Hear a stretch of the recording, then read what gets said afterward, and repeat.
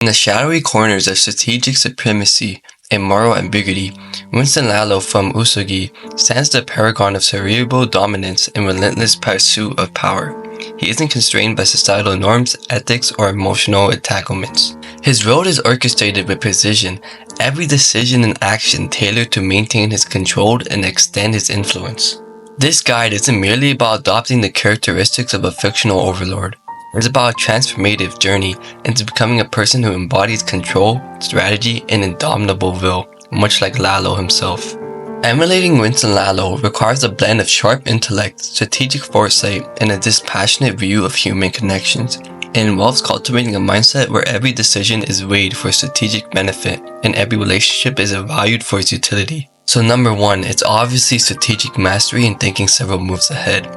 Vincent Lalo operates like a grandmaster in chess, thinking several moves ahead of his adversaries. His life is a complex game of manipulation and foresight, where every decision is deliberate and every action has a purpose.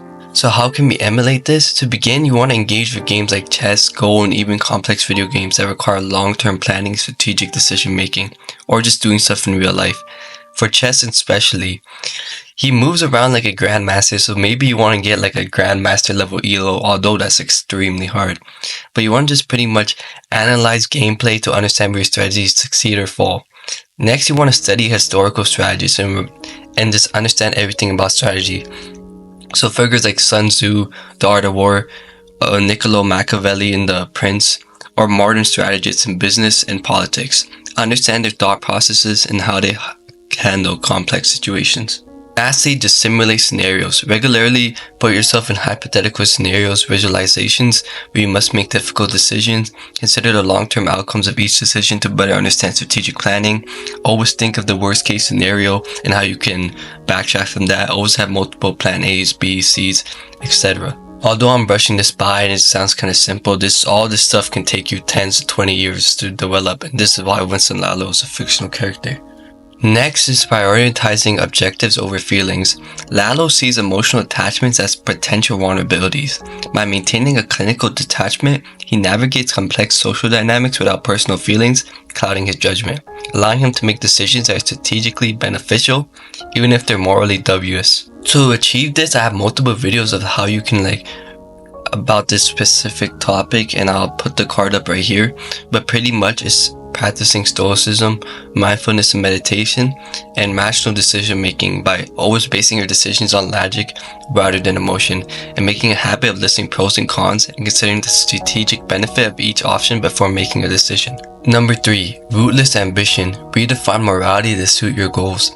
For Lalo, morality is a tool to be wielded to achieve his ends, not a set of unbreakable rules. He manipulates and bends traditional moral expectations to maintain his power and control, viewing ethics as a flexible and subjective. So how can you practice rootless ambition? Well, obviously, you just need to have it. But developing a personal code, unlike societal norms, your personal code should be designed to advance your strategic interests. This code can be flexible and changing as necessary to fit your goals. Next is learn from real potluck. This political philosophy emphasizes practicality over morality. Study it to understand how leaders use it and discard ethical considerations based on circumstances. And lastly, exercise power pragmatically.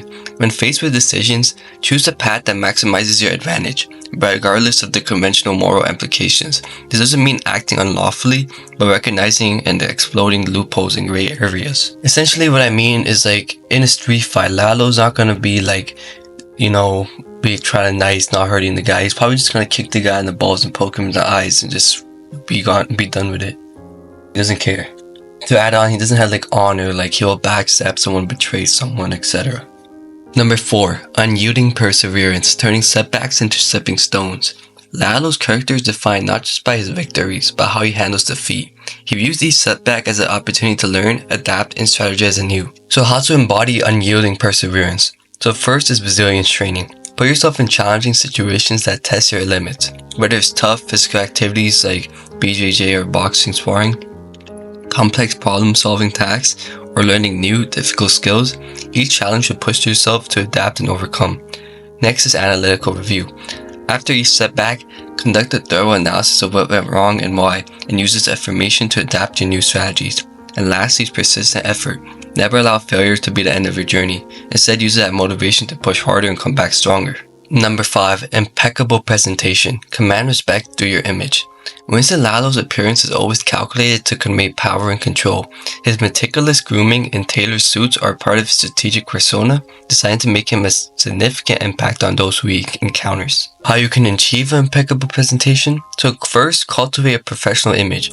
Invest in high-quality clothing that fit well and suits your professional environment. Your appearance should make a statement of your competence and authority. Next is attention to detail.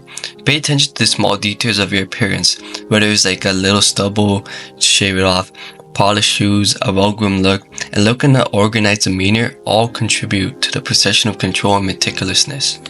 So in conclusion, becoming like Vincent Lalo isn't about like embracing villainy. It's about adopting a series of strategic behaviors that position yourself as a formidable, respected individual in your personal and professional life.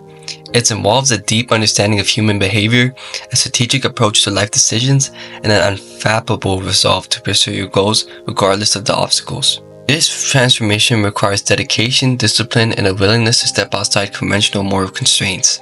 It's about building yourself into someone who not only plans, but also acts with precision and authority.